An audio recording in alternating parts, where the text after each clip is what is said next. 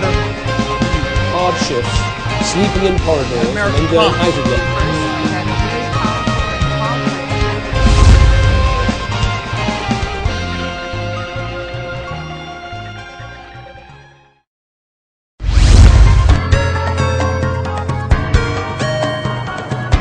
You remember the maxim, to whom much is given, much more is expected. So it has been with the Ghanaian election, the aftermath of an intriguing election, hotly contested and at some point maybe even acrimonious, has ensured that this country has a new president. But you see, we must realize that the real winners of this election have been the at least 10 million voters who ensured that the polls were free, fair and also credible. Following the announcement of results, there were huge celebrations, putting a close to the end of this Ghanaian election story. But then you see, there are many sides to a story. I'm Aogo Obo. This is Global Perspectives.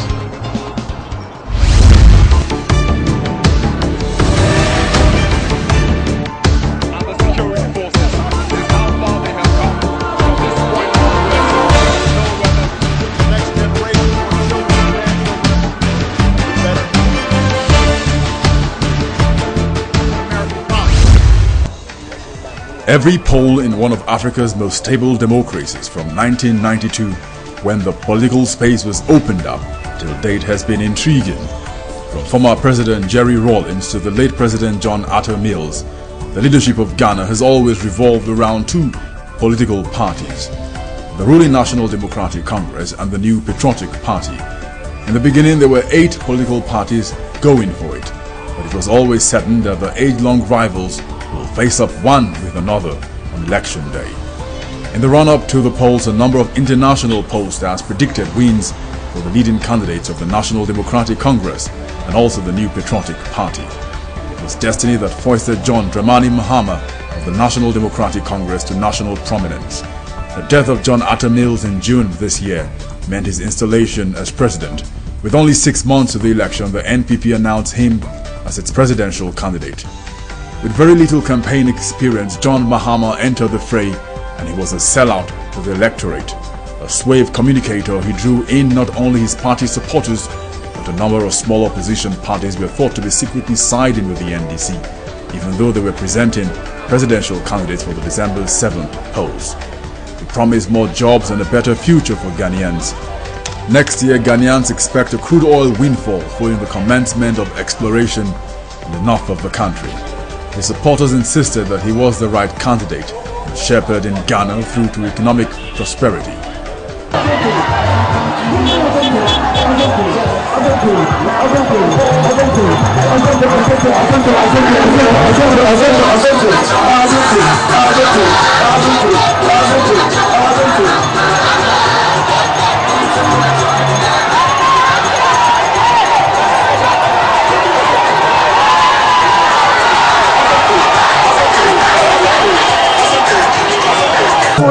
We did a lot of things for Ghana. The party worked hard. We have satisfied people and we have delivered our promises to people, to Ghanaians. All the promises that we promised. What is in our manifesto? We have covered almost everything. So we have that confidence that Ghanaians will vote us back to complete the 8 years. If you look comparatively between President Mahama and Akufo-Addo, there's no match at all. Because you can see his experience that he has had in the government and then the other subsidiary positions that he has taken on. All his performance was excellent. And then look at Ghanaians right now. Ghanaians has embraced Mahama just in a short period that he took over as a president. Nana Akufo-Addo has always been a thorn in the flesh of the NDC. 4 years ago, he won the first round of the election, but fell below the mandatory 50% of total votes cast required to be elected president. And so he confidently went for the runoff and was done in by some complacency, losing by a single percentage point to the late President John Atta Mills. The son of a former president wrapped his entire campaign around better education opportunities for Ghanaians. A planned free education policy for senior secondary school students has been the #1 topic for debate, even forcing President Mahama to accuse his rival of manipulating the electoral discourse from other important issues. But Nana Akufo-Addo was charismatic and pulled the crowd to the rallies. Hundreds of thousands trailed his campaign train throughout the 10 regions of Ghana. On the eve of the election, his supporters painted the streets of Accra red, white, and blue.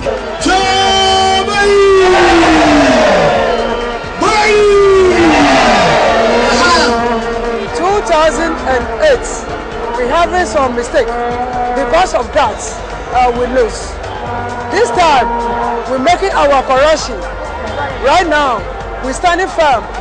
2012, before Friday to Saturday, MPP will win. Peradventure, your candidate doesn't win the election. What do you do? Well, I have no doubt. I know Nana Akufo-Addo is going to win this election. The people have accepted the message, and it is clear, no two ways about it. We are going to win this election, and we are going to push the country forward, and Ghanaians will see.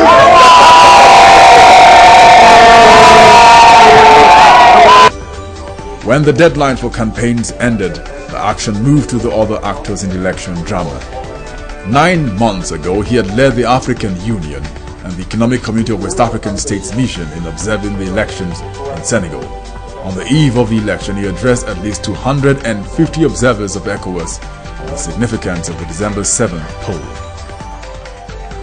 We are spearheading in our own sub-region of West Africa.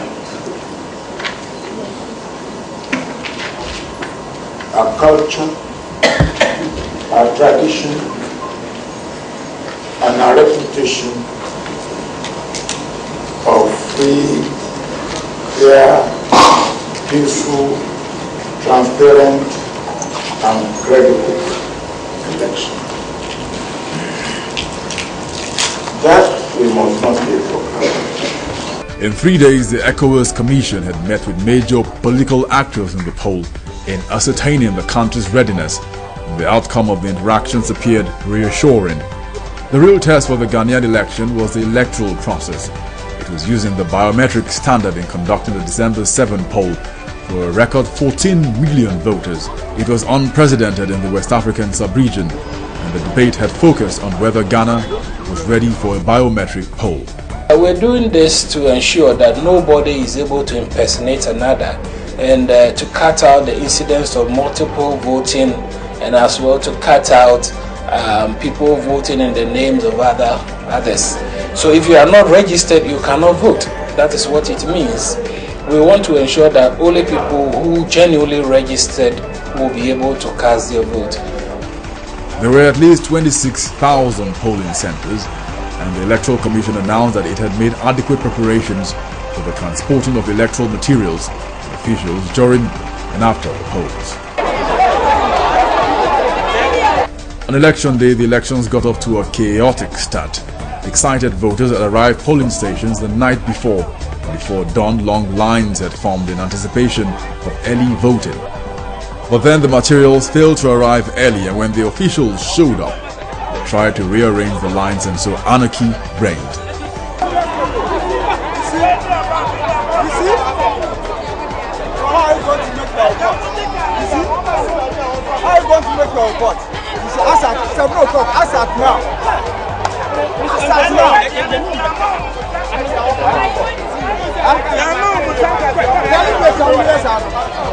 So former President Olusegun Obasanjo placed call after call to the Electoral Commissioner in reporting his observations. It's dark. I think some people came very early who have lined up. They said the list is in alphabetical order and they have to be moved to another station. But we have been able to calm it. And I think the three polling stations are going on in this center. But then the poll was going on as scheduled. Not enough training for electoral officials, and an inflexible law which allowed only verification through an electronic thumbprint verification machine meant a number of voters would be disenfranchised. This voter was inconsolable. Her thumbprint could not be verified, This should have been the first time at the poll, but then the 68-year-old one pair of an identical twin set would have to wait for another 4 years. I think they have to look at the things where things went wrong and fix it back so everybody can even vote and express their feeling about the voting. But today I don't know what I'm going to do. I don't think I'll be able to see because I've wasted all my time. I should have traveled, but because of the voting, I choose to stay and then finish it before. But now I don't know what I'm going to do. Everything has collapsed upside down, and it hurt me so bad. The crowd swelled at the polling booths, patiently waiting for the opportunity to vote. The minimal fears of a violent election had been dashed as nearly every booth recorded impressive turnouts. Voters who were anxious to exercise their civic rights. Oh, I voted because I want certain things to be done in this country. There are certain visions that I want to come to pass. So I just came to vote to support what will be good for my nation. It's okay, but then the queuing system should be a bit faster next year because that discourages a lot of people from coming to vote. Because if you come here, I came here around 4 a.m. and I queued till this time. Next time I wouldn't feel like coming to vote. The lines dragged on slowly and there were concerns that the 5 p.m. deadline for the close of voting would not be met, but the Electoral Commission insisted the process would pick up along the way. As 5 p.m. approached, a secondary threat to the Ghanaian election emerged. A number of verification machines had packed up. Electoral officials had failed to change batteries after 5 hours of usage. A number of polling centers in Greater Accra had large crowds and queues yet to cast their votes. Well, I was being processed for voting and I got to the verification machine. I put my fingers on the machine and the batteries went dead. They tried to revitalize it, to reactivate it, and it won't work. They've all said they're not coming back again because they are tired. They've been sitting here. How long were you? From 11 o'clock. From 11 o'clock, it's ridiculous. And up to now, nobody, we see no machine. Can we not use the other machines?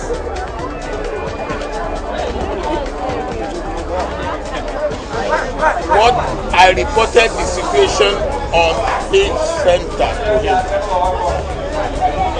And I asked him if the machine that have been used here, which is in order, can be used here. And he said no. He does not believe it can be used. Please. And also that what has happened here is not here alone. It has happened in other places as well. Voters looked on in despair. Into the night, like on the eve of the election night, they tarry. Fortunately, the verification machine arrives late in the night and the voters cast their ballot.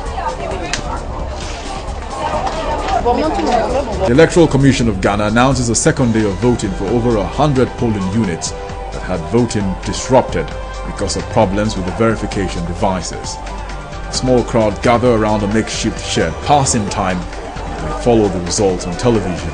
Several of them had voted the previous day and now await the collation of late vote to begin.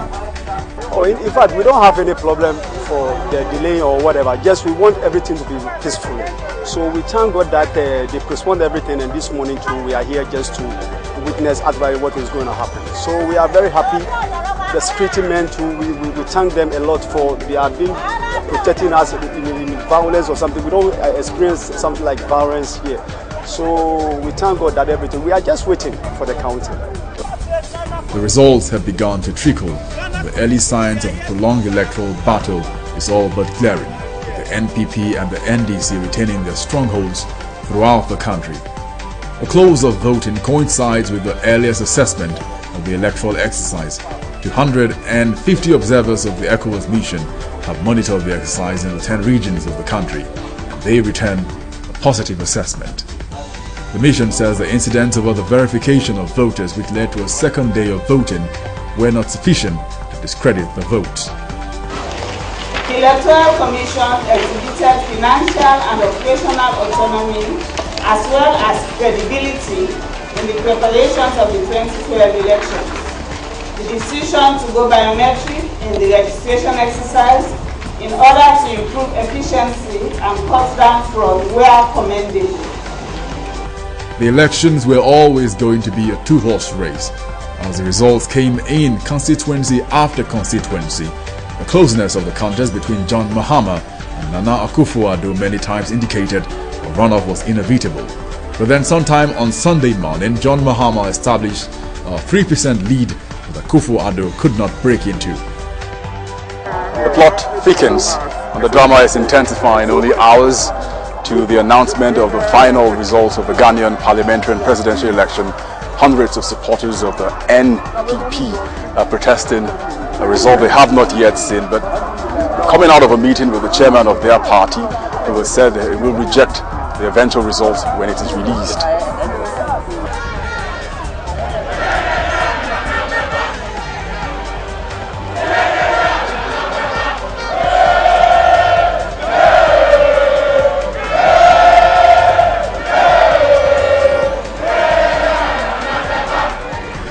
Supporters held their ground for at least 3 hours while the security forces mounted a cordon, asking the protesters to withdraw. In the end, the protesters were dispersed with tear gas canisters. 50 meters from the Electoral Commission of Ghana headquarters, several journalists waited. A 5 hours wait on whether the commission would release the results or not punctuated the discussions on why the Electoral Commission's website had gone offline. And also then there was no word on the results of at least 6 constituencies. Kwadwo Afari John had announced the results of all 5 previous polls and was widely respected by all political parties and Ghanaians. The past 48 hours had been torrid for the professor of political science, but he had a tough job to do. For hours he had compared and contrasted notes with leaders of the NPP and the NDC. And so after a long wait, finally announced the results. John Dramani Mahama, NDC, 5,574,761 votes, representing 50.70% of the total available cast. Nana Addo Akufo-Addo, NPP, 5,248,898, representing 47.74% of the total available cast. The turnout percentage 79.43%. Ladies and gentlemen, based on the results given, I declare John Dramani Mahama President-elect. Thank you.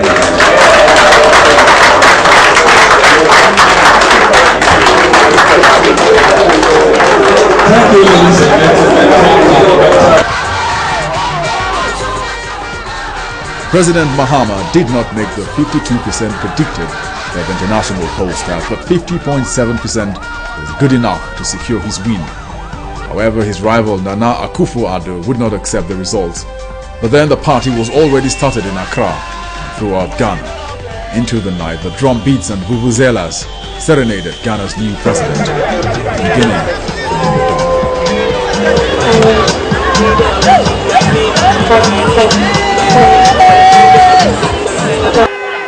This particular election is exactly 20 years when we started practicing our democracy in a more matured manner.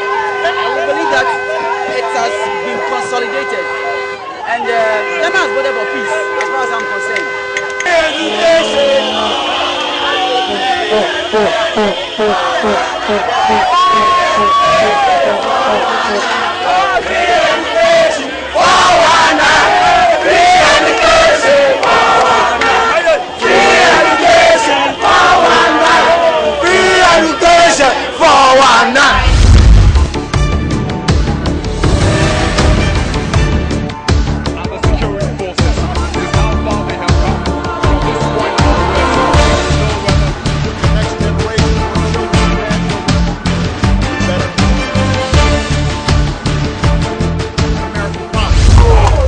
you know me? You don't know me.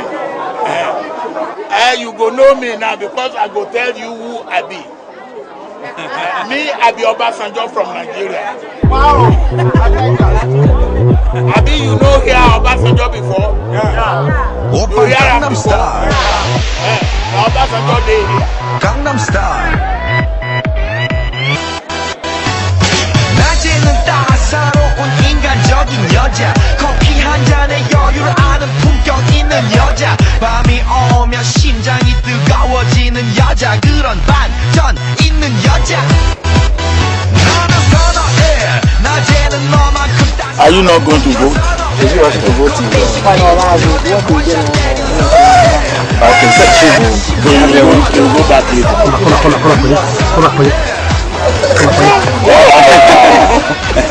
Maybe play I won't play with you. What is the problem? Whoever is electoral officer among you must report to the headquarters that this place, that there is no material, no security officer, and the place is becoming tense. They should send material and security officer now. Gangnam Style. Gangnam Style. Gangnam Style.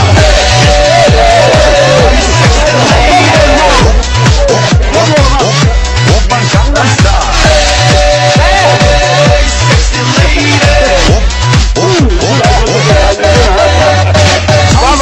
보이지만 볼 땐 보는 여자. 이때다 싶으면 묶었던 머리 푸는 여자. 가렸지만 웬만한 노출보다 야한 여자. 그런 감각적인 여자. 나는 선호해. 점잖아 보이지만 놀 땐 노는 선호해. 내가 되면 완전 미쳐버리는 선호해. 근육보다 오빤 강남 스타일. Sexy lady. 오빤 강남 스타일.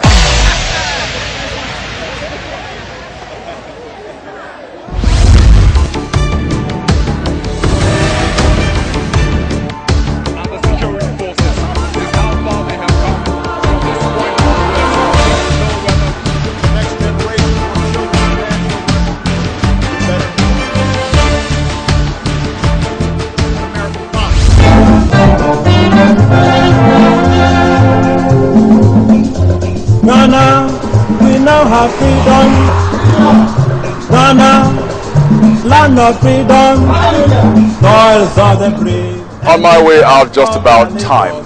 Ghana, the land of freedom. Haven't we often spoken about this? It was in 1957 that this country gained its independence and became the torchbearer, the standard bearer for Black Africa in discovering itself, in evolving its democratic revolution. But then 10 years later, this country also joined the bandwagon of countries who had dumped the suits, who had dumped the ties and shirts, and had now embraced military jackboots, guns and berries and decrees.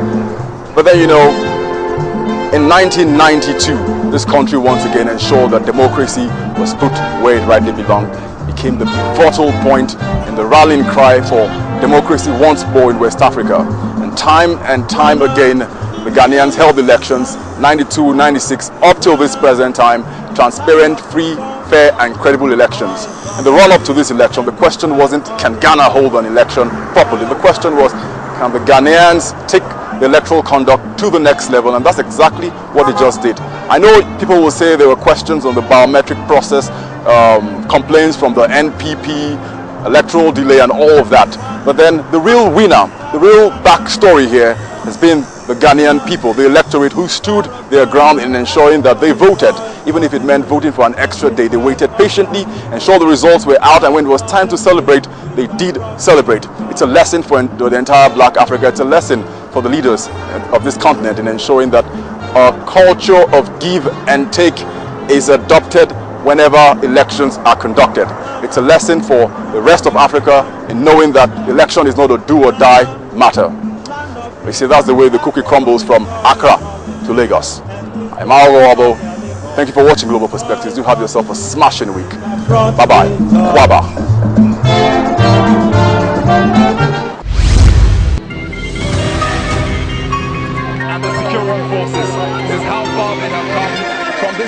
onwards, we'll know whether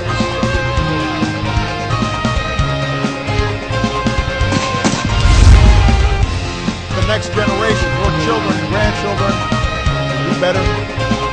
Hardships, sleeping in corridors, and enjoying hydrogen.